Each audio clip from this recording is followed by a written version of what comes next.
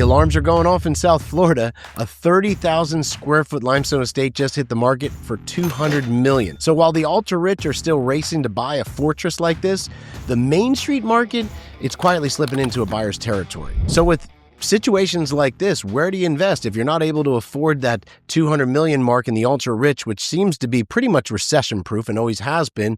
Where should you be looking to put your money? Should you be on the sideline all the time? I mean, I've been looking at this now for 25 years, and I always ask the question in times like this where I've seen people make some of the most amount of money is, are investors chasing the wrong wave?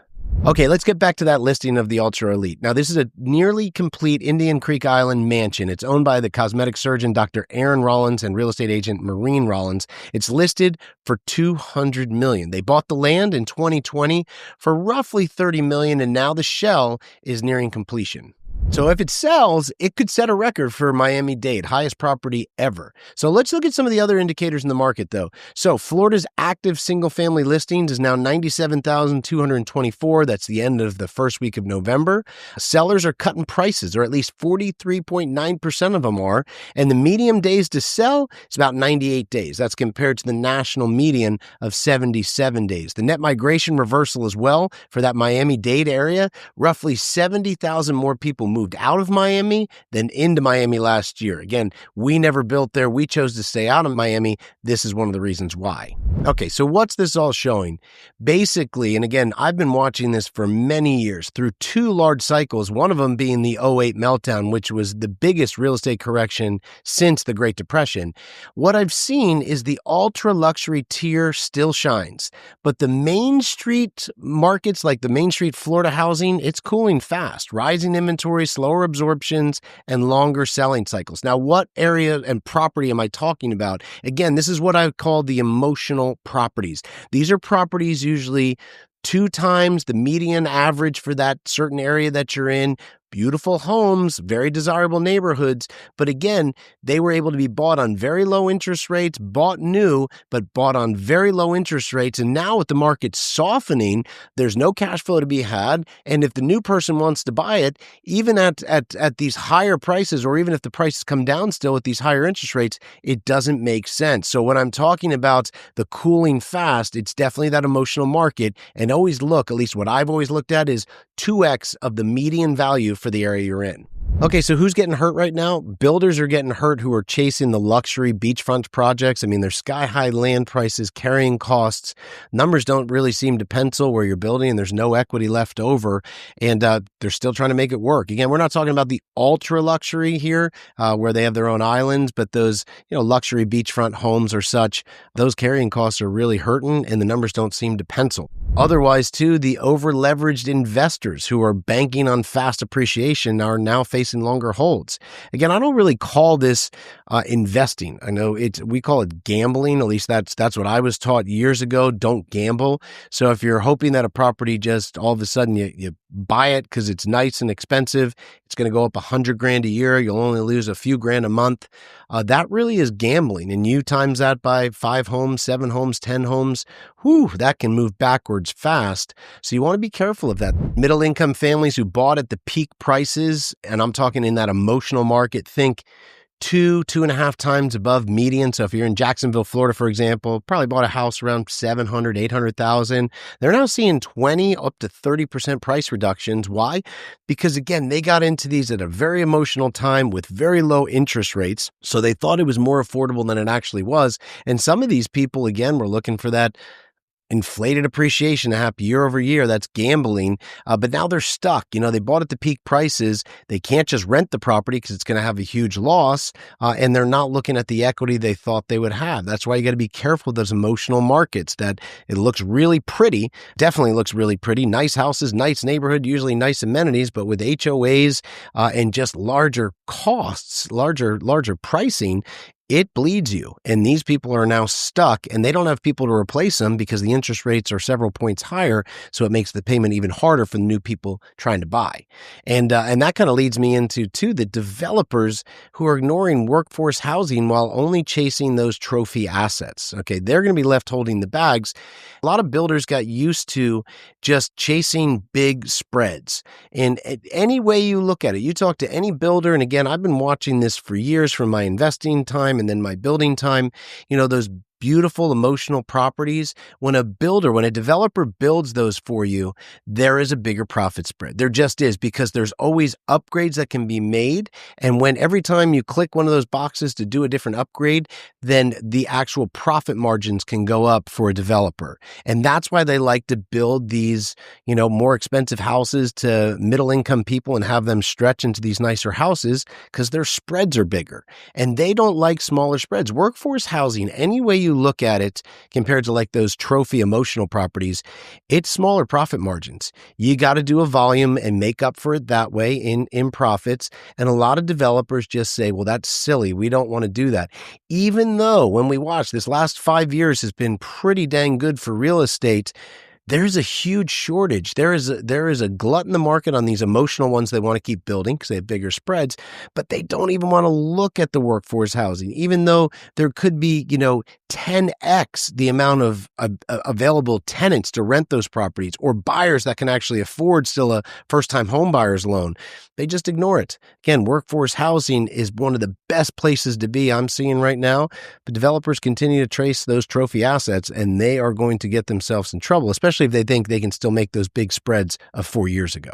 So I've been watching this for over 25 years, from the investor mindset, then the builder mindset, from the West Coast to the East Coast to Middle America. And we try to stay centered. Now with our whole goal with Southern Impression Homes is to stay centered and anchored in logic, not hype. The hype is out there all the time. The media will steer you the wrong direction. And if you don't look at the numbers or the actual stats, you're going to get hurt. Our focus remains and is supported by statistical evidence. The build-to-rent communities, the Wall Street Journal talks about it all the time. Build-to-rent communities and build-to-rent properties is one of the most finely tuned and prudent investments still in real estate today. And that includes affordable and workforce housing. So you're combining this new build to rent instead of old fixer-uppers, which were all the rave about, 15 years ago. But now everyone's saying, gosh, I don't like this maintenance and repairs. I don't like this turnover. I don't like these surprise rehabs. I didn't like them either. I just didn't know any better. After doing thousands of them, you'd think I would have understood and learned my lesson. But it wasn't until I started doing new construction that I learned that build to rent was a better way to go. I could do less deals and make more money. And again, that didn't mean, I always thought if I did new construction, I'd have to go bigger and fancier. And I always watched those emotional markets crash and burn or get really stagnant for several years at a time. I didn't know that I could stay in workforce housing, that there was such a shortage. And so we try to stay grounded in that affordable workforce housing. And of course, what's that going to lead to? That's going to lead to high yield and fundamental driven locations. So there is no reason that you should not be putting money in your pocket every month instead of having to pay money out of your pocket every month. That was one of the first things one of my real estate mentors taught me, back in 1998, was put money in your pocket every month. Don't take money out of your pocket every month. Simple rule, but one that we always forget. But high yield rent returns will get you that off the bat. Low maintenance and repairs, longer tenancy, all these things are going to have those strong fundamentals. And then we look for the location drivers, which I always talk about: population growth, economic growth, good affordability, great desirability. There's draw to the area, good landlord laws, and then healthy supply and demand. Where are all the people moving to? There's still not enough of the workforce housing built. This is what we continue to focus on, and what I'd encourage you to look at, especially if you're trying to de-escalate the risks as a real estate investor. So again, what does all this mean? From what I've seen over the last 25, 26 years deep into the real estate investing markets, I've watched two that have performed really well. The ultra luxury, they don't seem to get hurt. You put a price tag of that big, of 200 million on, it's that desirable. Somehow there's buyers lurking around looking for something like that. They're really kind of immune to they're recession proof basically at that level. You go down to the luxury or to that emotional market, man, that can be extremely volatile. And again, there are some large monthly costs to cover for that. And that's not what I would look at. Now let's take it a step down from there though. And I watched this happen through the '08 meltdown. People go, well, buy the cheapest properties. Man, that is a mistake as well. For the experiences that I've had, people said you can't fall off the floor. Not only can you fall off the floor, you can go through it and just get crushed. Why? Because the absolute bottom of the barrel properties in a market are normally in bad repairs, lots of maintenance and repairs. There's tough crime-ridden neighborhoods, and that is really hard to find good tenants to come into. It's really hard to find good management, so you're doing extra maintenance and repairs. You're having lots of turnover, lots of issues, very management intensive. And I watched, especially in '08, those properties have one of the largest falls. In fact, they fell just as much as that emotional market did. But what seemed to hold the strongest in '08, this is really interesting. What I saw hold the strongest in 2008 was those properties priced just below the median value for an area. They appreciated in the good times, but they hold their value the strongest. Yeah, they'll drop some, but nothing compared to the ones that I saw go through the floor for the, absolute bottom of the market for an area where it's all investor owned and pretty tough conditions, or even that emotional market. Those are the ones that I saw sink. But the ones priced close to the median or just a little below, something protects it there. There seems to be the largest pool of buyers and renters, and they're good affordability and desirability. People want to live there. So you got to look for that, and these can still produce cash flow. You can still keep your costs under control, and there's real demand. So if you can afford the $200 million mansion, go for it. That's something to go for. But if you can't, just take it as a signal that there's still pockets of the market that can absolutely have desire and have active buyer and tenant pools. And so if you can't go ultra luxury, you're not to that position, look at workforce housing, that affordable range, that price just below the median. That's where you're going to see things shine. Okay, so what's the action plan here? If you're a builder, recalibrate your focus. Please consider the workforce housing that's being underserved. Take less of a profit off of each deal and make up for it in volume. If you're still going for that emotional market, those speculative builds in there where you used to have those bigger spreads and lots of buyers because of low interest, you could be stuck holding the bag. And if you're an investor looking at one of those because they're pretty, I agree, they are pretty, but what won't be pretty is the losses you take every month and that appreciation you might be waiting a long time for. So make sure you go into more stable, affordable segments of the market and get real data. Median days on market in Florida is now 98. Treat that as a red flag in certain areas of the segment of the market. It's not just background noise. It is a red flag, and it should be steering you to the type of properties that might be beating that 98 days on the market, that might have a different amount of inventory available, and what will the numbers actually do if you own that property.